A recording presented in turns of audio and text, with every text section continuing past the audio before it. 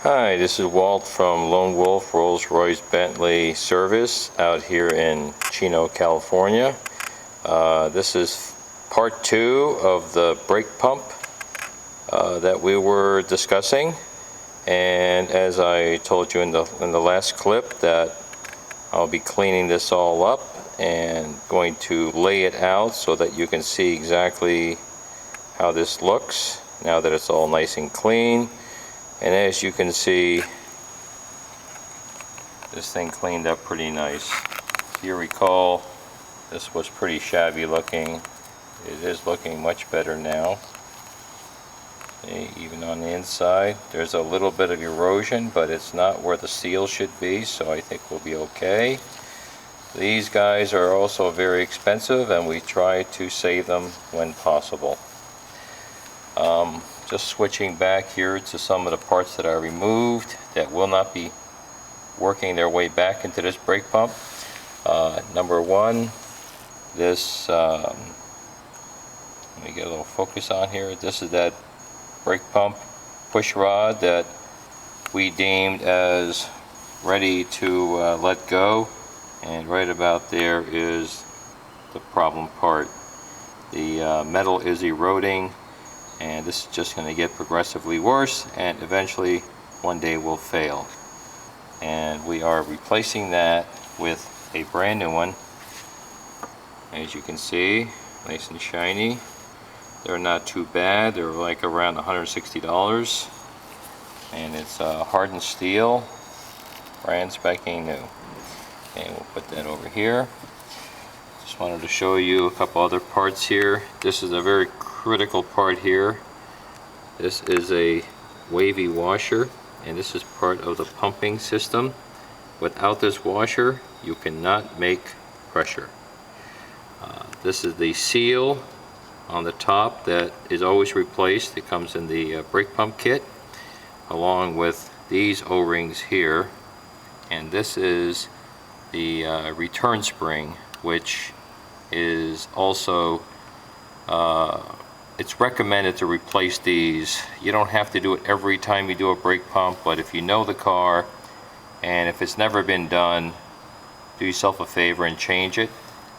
These have been known to fracture and break, and then you have another set of problems if that does happen. So being that this is an original spring and this is a 1975 car, this is definitely time to change. This is the seal that goes inside the brake pump, and this is very, very old. It was really hard to dig that out. These are the seals that go right here, between here and here, and as you can see, these are the new ones. The old ones here, just to show you how old they are, I'm going to I can just break it. See? Breaks. I'm just breaking it. It's so dry rotted. I would venture to say we might even be older than 20 years. And as you can see, the new ones, nice and pliable. So those are the guys that are going to go in there. Looking at this closer, you can even see a shiny spot where this spring was actually touching, and that might be become the wearing point of that spring, and eventually it'll just fail. There you go.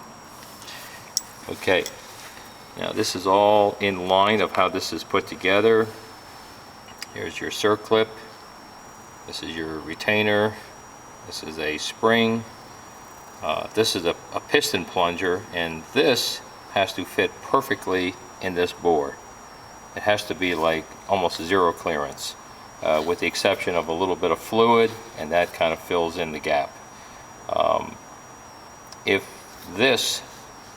these two items are not matched up, or if there is some resistance when you put it together, like it's hard to go back and forth, your brake pump could stand a chance to actually seize, and then you will not have any pressure at all, which will create another problem. This is the housing. As you can see, we cleaned this up real nice, and let me just get a little light inside here. You can see As you can see, it's all nice and shiny in there. We'll turn it around. You can see it in here as well. It's all like brand new. We bead blast everything with silica beads. It's very friendly, and it does do the job.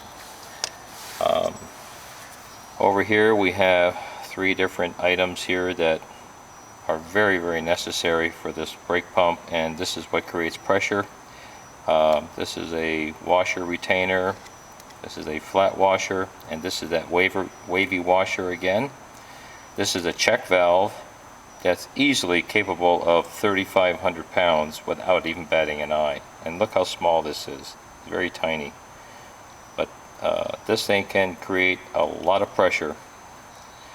And of course this is the upper top that, if you remember, was very, very dirty. And here is the upper circlip, which goes in this groove right here. And that's the whole pump. Let me back up again. So in our next video clip, we're going to have this all put together so you can see what it looks like all together. And I will also probably show you how I bench test them to make sure that they're actually pumping, to make sure everything is in working order. Okay, until next time, take care, and we'll be back shortly.